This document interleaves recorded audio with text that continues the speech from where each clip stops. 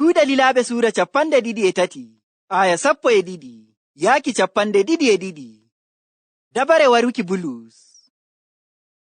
Nde weeti woɓɓe Yahudanko'en kawti ko'e ɓe kuni wiiki ɓe njarata ɓe nyaamata sey to ɓe mbari Bulus.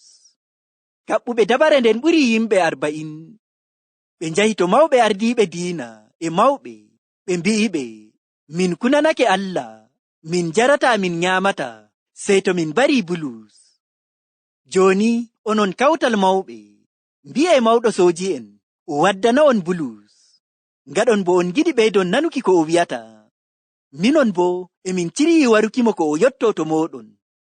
Amma ɓiiminyiraawo Bulus debbo nani ko ɗum ciriyi.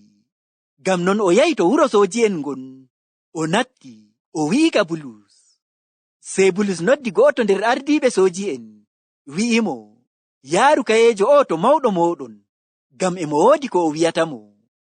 Sey ardiiɗo sooji'en on yaarimo to mawɗo on, o wi'imo, nangaaɗo bi'eteeɗo Bulus noddiyam, toriyam mi wadda kayeejo o to maaɗa, ngam emo woodi ko o wi'atama. Mawɗo on nangi jungo maako, fooɗimo wuttudu, ƴamimo, wi'imo, ɗume ngiɗɗa wi'ukiyam?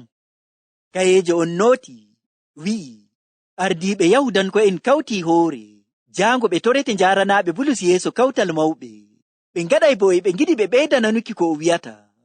Amma taa jaɓu ko ɓe mbi'i, ngam ko ɓuri yimɓe 40 nder maɓɓe ciryake taɓɓaakimo dow laawol. Ɓe fuu ɓe kunake ɓe njarata ɓe nyaamata, sey to ɓe mbarimo. Jooni ɓe ciryake, e ɓe keɗi ko ngaɗata. Mawɗo on wi'i kayeejo on, taa wi'uka ko moye a wi'iyanka. Sey o ali kayeejo on dilli.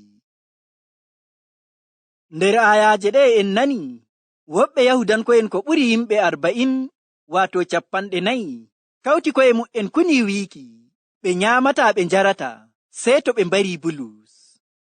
Ngam non ɓe njahi ɓe tawi ardiiɓe diina e mawɓe Yahudanko'en, ɓe mbi'iɓe, ɓe mbi'a mawɗo sooji'en on waddana ɓe Bulus, ɓe ngaɗa bo e ɓe ngiɗi ɓe ɓeyda nanki ko o wi'ata. Kamɓe ɓe ciryake ɓe taɓɓo Bulus dow laawol, ɓe mbarama ko maa o yotto to maɓɓe. Bandiraaɓe am, ko waɗi yimɓe ɓe ngiɗi waruki Bulus? Ɗume leyfi o waɗi? O wujju, ko war hoore o waɗi? Walaa goɗɗum leyfi ɗum Bulus waɗi yimɓe ɓe ngiɗi warukimo, sey ni ngam o tokkuɗo Annabi Iisaa, emo bo waajina habaru belɗum. Ɗum tan woni dalila ko Yahudanko'en ɓe ngiɗi waruki Bulus. Bandiraawo am an tokkuɗo Annabi Iisaa, ɗum waɗoto amma yimɓe e nganyuma, ɗum waɗoto amma yimɓe e nefuma, ɗum waɗoto amma yimɓe e mbi'a haala kalluka dow maɗa, haa ma e ɗum ɗaɓɓita halkukima. Naa gam goɗɗum leyfi ɗum gaɗuɗa, amma gam a tokkuɗo Annabi Iisaa. Bandiraawo am, taa hulu, taa bo alu ɗum ɗon wannuma. Allah Joomiraawo e wondi e maɗa, abo heɓay barka diga Allah Joomiraawo. Gam non joga imaanu maɗa e ɓernde go'o. Bo non no nanɗen nder ayaaje ɗe, a cecarel ko Yahudanko'en ɓe ciryi waruki Bulus. Ɓiiminyiraawo Bulus debbo nanika, sey o yahi o wi'ika Bulus. Bo non no aya 19 yaaki 22 wi'i. Amma ɓiiminyiraawo Bulus debbo nani ko ɗum ciryi. Gam non o yahi to wuro sooji'en ngon, o natti o wi'ika Bulus.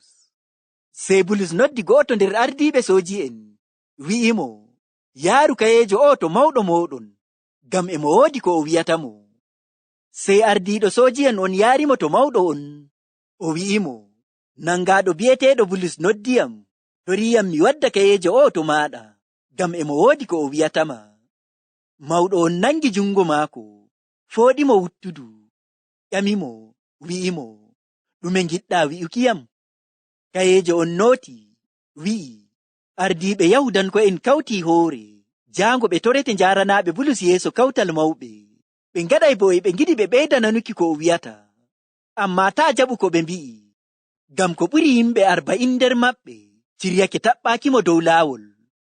Ɓe fuu ɓe kunake ɓe njarata ɓe nyaamata, sey to ɓe mbarimo. Jooni ɓe ciryake, e ɓe keɗi ko ngaɗata. Mawɗo on wi'i kayeejo on, taa wi'uka ko moye a wi'iyanka. sey o ali kayeejo on dilli. En nanay ko waɗi nder ayaje ɗe jangeten to yeeso.